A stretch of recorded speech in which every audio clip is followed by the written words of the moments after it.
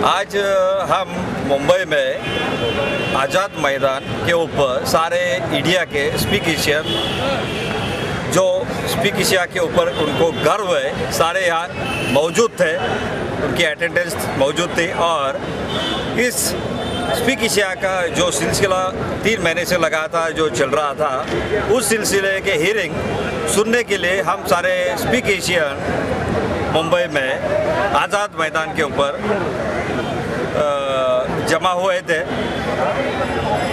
Hearing जब चालू हुई तो हियरिंग सुनने के लिए हम लोग वहाँ मौजूद थे और हियरिंग में हमने जो देखा सुना उसके बारे में मैं स्पीक एशियन, आप सारे स्पीक एशियन को बोलना चाहता हूँ, एक संदेशा देना चाहता हूँ कि जो चीज़ मैंने कानों से सुनी, आंखों से देखी, उसके बारे में मुझे आपसे शेयर करना है। और मेरे जैसे बहुत सारे स्पीक एशियन ये सारा चीज़ देखने के लिए मौजूद थे।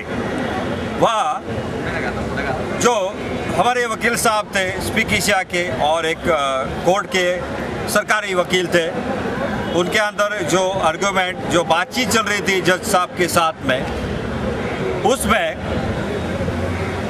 स्पीक एशिया के आगे कुछ भी उनको मिला नहीं। यस तो 14 दिन ऑलरेडी 14 दिन का पीसी लिया गया था पुलिस कस्टडी स्पीक एशिया के सीईओ के अगेंस्ट, पर 14 दिन में वो कुछ नहीं कर सके।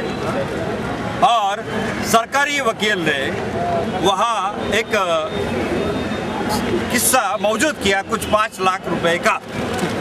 तो हमारे सरकारी वकील को हमारे स्पीक एशिया के वकील ने जवाब दिया, madam for your kind information मैं 5 लाख रुपए की बात नहीं कर रहा हूँ, 970 करोड़ की बात कर रहा हूँ। जो 970 करोड़ का और 20 लाख एक पैनलिस्ट की बात नहीं कर रहा हूँ, 20 लाख पैनलिस्ट की बात कर रहा हूँ। और उसके सिलसिले में आप यहाँ आया हूँ, तो आप वो ठीक तरह से पढ़ो और थोड़ा बात करो। ये सारा चीज़ उन्होंने वो जज साहब के सामने पेश की।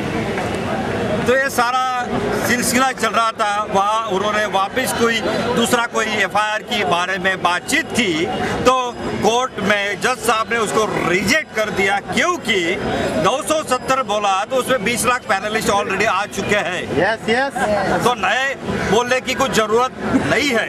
तो ये सारा सिलसिला जज साहब को समझ में आया और उन्होंने ये कंपनी के सीईओ को जैसी एक दिन के लिए सुनाई, क्योंकि पीसी के बाद में जेसी रहता है, that is a judicial custody. और बात ऐसी, मेरे स्पीक एशियन दोस्तों 13, 14, 15 3 दिन की छुट्टी के कारण हमारे सीईओ साहब तारक वाजपेयी जी को 16 तारीख बेल मिलने वाली है और 16 तारीख को वो बाहर आने वाले। मुझे एक ही बात आपको दोस्तों को बतानी है, सारे स्पीक एशियन को, ये हमारी पहली विक्ट्री है from the speak Asian. We are proud of speak Asia. Speak Asia. जो लोगों ने ये सुना, सारे लोगों को ये सही बात पहुंचने की मदद करो। जो रियलिटी है वो रियलिटी है, और टीवी के इसके ऊपर मत जाओ। जो हमारे स्पीक एशियन बात करे उसके ऊपर भरोसा रखो। Thank you.